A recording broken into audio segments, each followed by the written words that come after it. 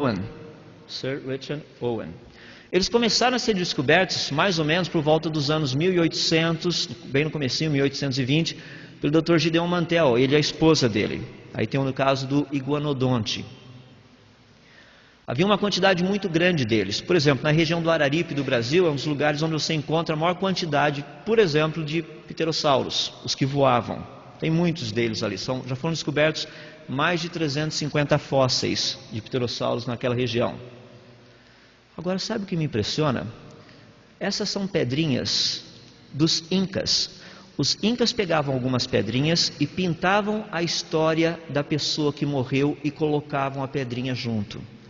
A pedrinha azul do lado é de um guerreiro que guerreava em cima de um tricerátopo. A tinta dessa pedra é de 500 anos no máximo. Como é que os incas sabiam dos tricerátomos, sendo que os fósseis só foram descobertos há 100 anos atrás?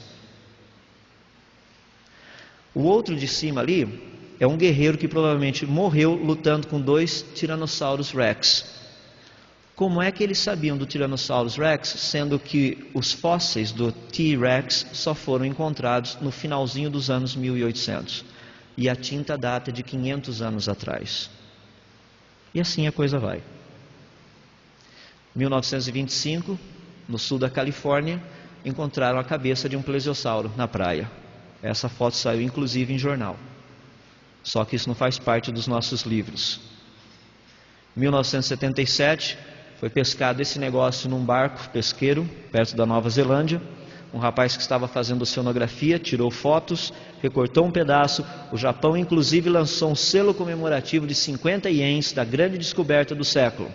Um plesiosauro, um animal vivo em pleno século XX. Alguém já ouviu falar disso? Poucos ouviram falar. Deixa eu explicar a ideia toda e a história toda, através do nosso querido dilúvio, a Arca de Noé. Isso é o que a gente pensa da Arca de Noé.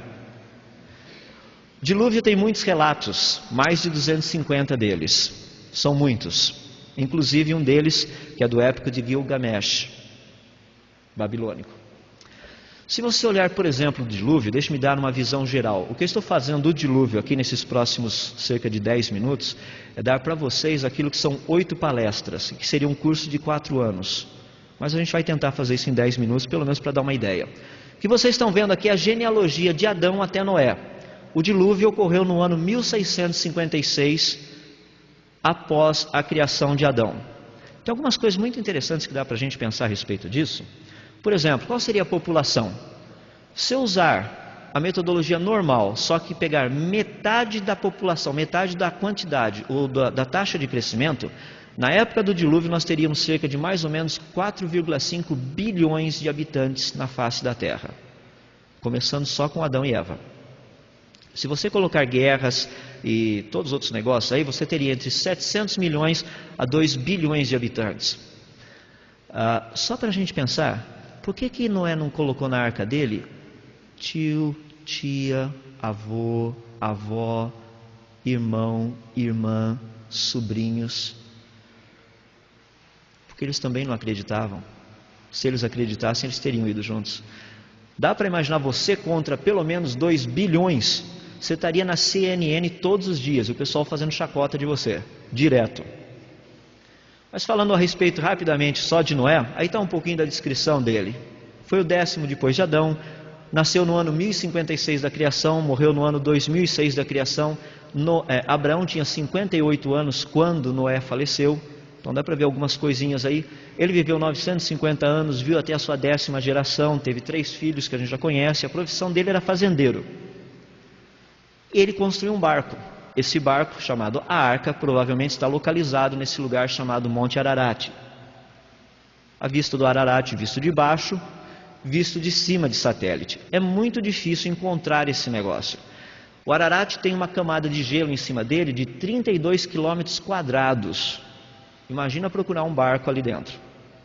Sem contar as dificuldades, porque a parte de cima é sempre coberta de gelo, a parte de baixo tem muito de solo vulcânico. Pedras que são bem afiadas, difícil de você caminhar. Mas existem 2 homens que dizem ter pelo menos chegado até onde estava a arca. Um deles da sua esquerda é o George Hagopian, o da direita é o Ed Davis. Alfred Lee foi quem pesquisou e conversou com esses dois homens. Nenhum dos dois haviam se conversado e nunca se encontraram. E o Alfred Lee, que foi o pesquisador, descobriu que o que eles estavam falando era de um único objeto. Algo mais ou menos assim. Esse é o desenho da arca, baseado na descrição desses dois homens. Seria algo mais ou menos desse tamanho. Então a gente teria uma arca de 300 côvados, 50 côvados de largura e praticamente 30 côvados de altura. Aqui estão os côvados possíveis. Eu peguei o menorzinho deles. O menorzinho me daria um negócio desse tamanho. E isso seria a arca de Noé. Uma barca, uma caixona para flutuar. Nada mais do que isso.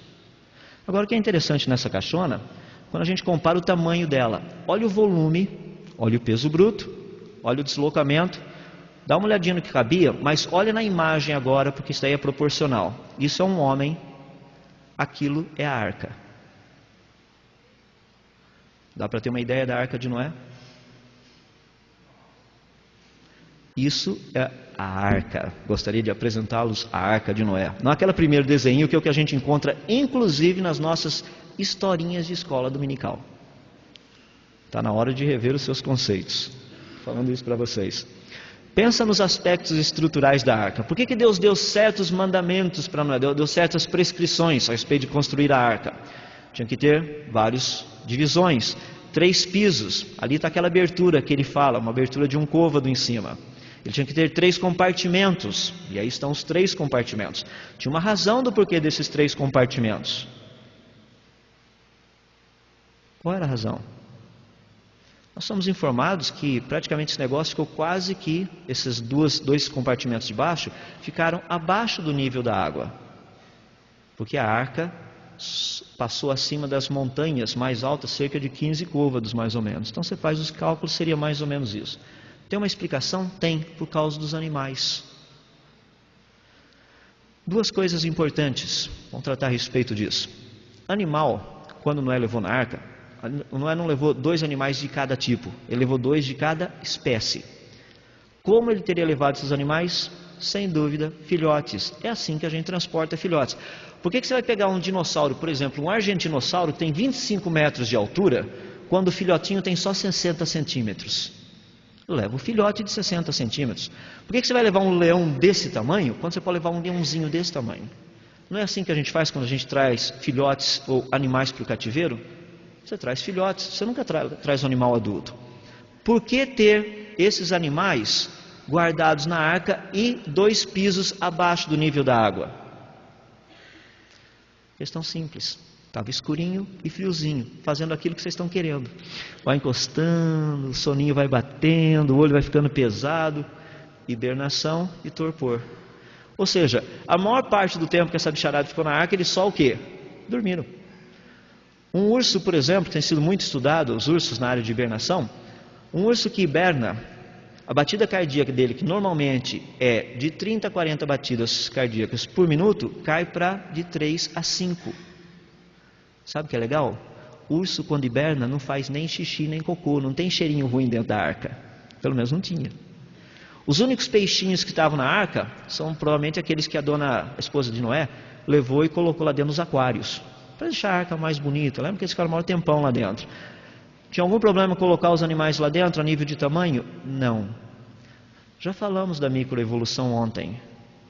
2 de cada espécie, sai da arca, você tem de novo a variedade dentro das espécies. Lembra que foi Deus quem disse, 2 de cada um virão a ti. Deus escolheu o material genético. Noé só teve que colocar a bicharada dentro da arca. A escolha genética foi de Deus. Então, só para ter um pouquinho de ideia, quanto tempo durou o dilúvio? No dia 17/2 do ano 600 da vida de Noé, abriram-se as fontes do grande abismo. A água veio de baixo primeiro, daí as comportas do céu se abriram, água de cima. 40 dias depois, fecharam-se as comportas do céu e as de baixo. 150 dias depois, a arca ficou presa, literalmente, na montanha do Ararat, igual um navio que encalha num banco de areia. Não dá para ver embaixo ainda, foi o fundo dele que enroscou, o fundo da arca. 223 dias depois do início do dilúvio, foi possível ver o comecinho, o topo das montanhas. 263 dias depois, Noé abre a janelinha e solta um corvo. 270 dias depois ele solta uma pombinha. Estou dando do dia 0 do dilúvio, tá? 7 dias depois, ou seja, 277, ele solta uma outra pombinha, ela volta com um raminho de oliveira na boca. 7 dias depois ele solta de novo a pombinha, ela vai embora e não volta mais. 213 dias depois que começou o dilúvio, Noé remove a cobertura da arca. 371 dias depois, Noé sai da arca. 371 dias. Imagina você sair